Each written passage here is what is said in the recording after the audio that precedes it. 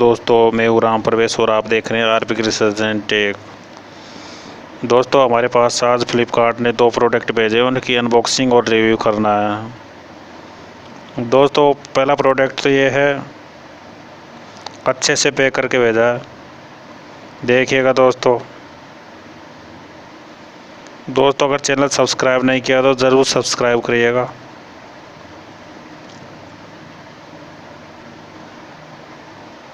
वो प्रोडक्ट ये है।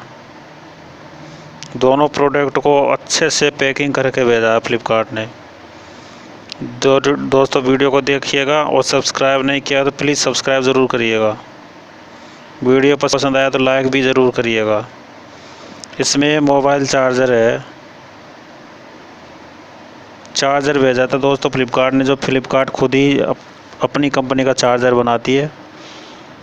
दोस्तों इससे भी बड़ा है, ये फ्लिपकार्ट का स्मार्ट बाय स्पीकर है, जो इसका दोनों का रिव्यू को और अनबॉक्सिंग करना है। देखिएगा वीडियो को ध्यान से। चलो स्टार्ट करते हैं।